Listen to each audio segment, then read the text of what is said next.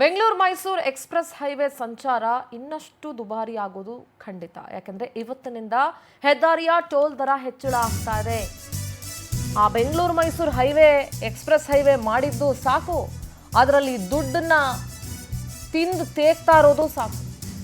ಕೇವಲ 118 ಕಿಲೋಮೀಟರ್ಗೆ 2 ಕಡೆ ಟೋಲ್ ಸಂಗ್ರಹ ಮಾಡ್ತಾರೆ. ಪ್ರತಿ ವರ್ಷ ಏಪ್ರಿಲ್ 1ರಿಂದ ಟೋಲ್ ದರವನ್ನ ಹೆದ್ದಾರಿ ಪ್ರಾಧಿಕಾರ ಜಾಸ್ತಿ ಮಾಡುತ್ತೆ. 5 ರೂಪಾಯಿಂದ 25 ರೂಪಾಯಿವರೆಗೂ ಜಾಸ್ತಿ ಮಾಡ್ತಾರೆ.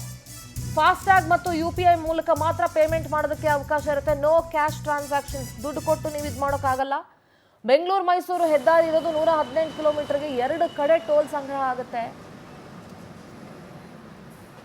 ಒಂದಷ್ಟು ಜನ ವಾಹನ ಸವಾರರು ಮಾತಾಡಿದ್ದಾರೆ, ಏನ್ ಹೇಳಿದ್ದಾರೆ ಕೇಳಿಸ್ಕೊಂಡು. ಸರ್, ಈಗ ಆಲ್ರೆಡಿ ನಾವು ಒಂದ್ ಸಿಂಗಲ್ ಸೈಡ್ 170 ರೂಪಾಯಿ ಕಟ್ತಾ ಇದೀವಿ ಪ್ರತಿದಿನ. 170 ರೂಪಾಯಿ ಕಟ್ತಾನು ಇವಾಗ ಆಲ್ರೆಡಿ ಹೋದ ವರ್ಷ ಇಂಚೆ ಕಮ್ಮಿ ಇತ್ತು, ಮತ್ತೆ ಜಾಸ್ತಿ ಮಾಡಿದ್ದಾರೆ. ಮತ್ತೆ ಇವತ್ತಿನ ಮತ್ತೆ ಜಾಸ್ತಿ ಮಾಡ್ತಿದ್ದಾರೆ. ಇವಾಗ ಒಂದ್ ಸೈಡ್ 300 ಚಿಲ್ಲರೆ ಕಟ್ಟೋದಾದ್ರೆ ತುಂಬಾ ಪ್ರಾಬ್ಲಮ್ ಆಗುತ್ತೆ ಜನರಿಗೆ. ಎಲ್ರು ಈ ತರ 300 ರೂಪಾಯಿ ಕಟ್ ಅಫೋರ್ಡ್ ಮಾಡ್ಕೊಂಡು ಓಡಾಡಕ್ ಆಗಲ್ಲ. ತುಂಬಾ ಈ ತರ ಮಾಡೋದ್ರಿಂದ ಜನರಿಗೆ ಎಫೆಕ್ಟ್ ಆಗುತ್ತೆ.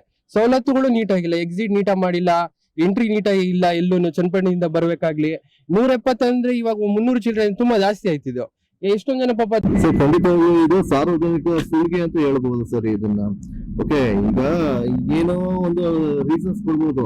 ವಾರ್ ನಡೀತಾ ಇದೆ, ಪೆಟ್ರೋಲ್ ದರ ಜಾಸ್ತಿ ಮಾಡ್ತಾ ಇದೀವಿ ಅನ್ಕೊಂಡು. ಹಿಂದೆ ಎಲ್ಲ ತುಂಬಾ ಚೀಪ್ ಆಗಿ ನಮ್ಗೆ ಪೆಟ್ರೋಲ್ ನಮ್ಗೆ ಪ್ರೊವೈಡ್ ಆಗ್ತಾ ಇತ್ತು. ಸೇಮ್ ರೇಟ್ ಮೇಂಟೈನ್ ಮಾಡ್ಕೊಂಡು ಹೋಗ್ತಾ ಇದ್ರು ಅಲ್ಲ ಸರ್. ಏನ್ ಫೆಸಿಲಿಟೀಸ್ ಇಲ್ಲ. ಈ ಟೋಲ್ ಬಗ್ಗೆ ಮಾತಾಡ್ಬೇಕು ಅಂದ್ರೆ ಏನು ಫೆಸಿಲಿಟೀಸ್ ಇಲ್ಲ, ಬೇಸಿಕ್ ಫೆಸಿಲಿಟೀಸ್ ಇಲ್ಲ. ಆದ್ರೂ ಕೂಡ ಪ್ರತಿ ಒಂದ್ಸಲೂ ಕೂಡ ಏನೇ ಪ್ರಾಬ್ಲಮ್ ಆದ್ರೂ ಟೋಲ್ ರೇಟ್ ಜಾಸ್ತಿ ಮಾಡ್ತೀವಿ, ಫ್ಯೂಲ್ ರೇಟ್ ಜಾಸ್ತಿ ಮಾಡ್ತಾ ಇದೀವಿ. ಇದೇ ಆಗ್ತದೆ.